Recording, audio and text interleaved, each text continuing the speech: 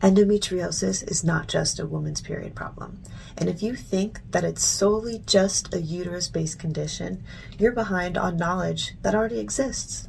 For more than a century, this disease has been dismissed as practically hysteria. And then all of a sudden, in the 1920s, microscopes discovered similarities between uterine tissue and endometriotic tissue. Science and medicine then boxed in endometriosis as a uterine lining issue.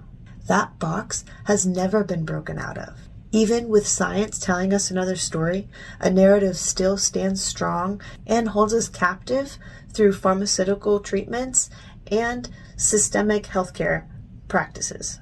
For instance, for over 75 years, endometriosis has been documented in cisgendered men. And throughout the centuries, it has been documented not only in children, but also after menopause, after hysterectomies, and even in fetal development. Not to mention the animals with different reproductive systems. This isn't just a handful of exceptions. It's a pattern of evidence that's literally been ignored and misrepresented in research. Science tells us endometriosis is not uterine tissue.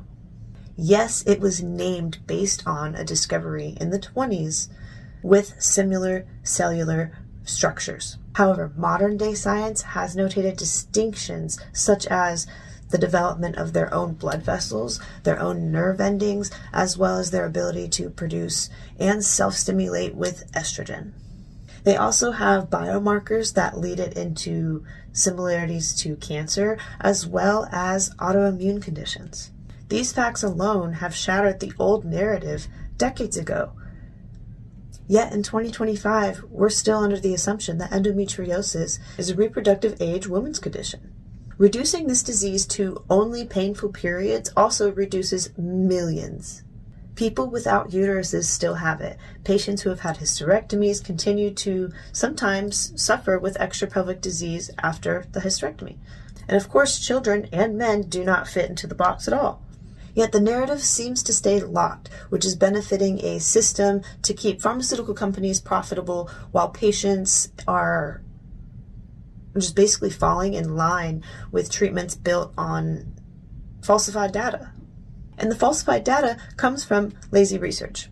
Yes, we live in a patriarchy, but a patriarchy doesn't just silence women, it harms men too. Men are often pressured into rigid roles of masculinity and discouraged from any emotion or vulnerability. So of course, a system wouldn't shine light on something that might deem woman-like, or dare I say, hysterical. They're gonna hide it. Patriarchy is not just individual actions. It's a structure that shapes laws, healthcare, systems, research, and even social media. It dictates acceptable roles, behaviors, and these days, apparently diseases.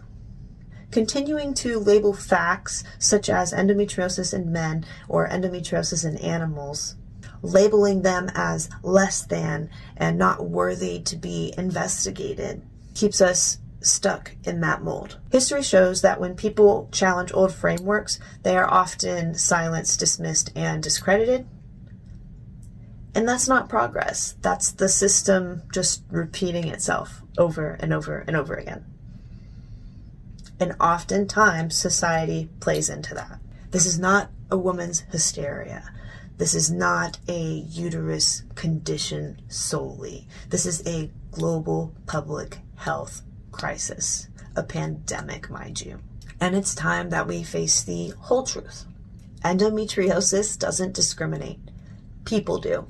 And that's why I'm pushing for a class action investigation to go into multiple levels of the barriers that we are facing as patients and within a societal and systemic structure. I have evidence, I have the testimonies, and I have precedent. And I won't stop until I see change happen. Join me. Endometriosis is bigger than the box. Check out the petition in my bio.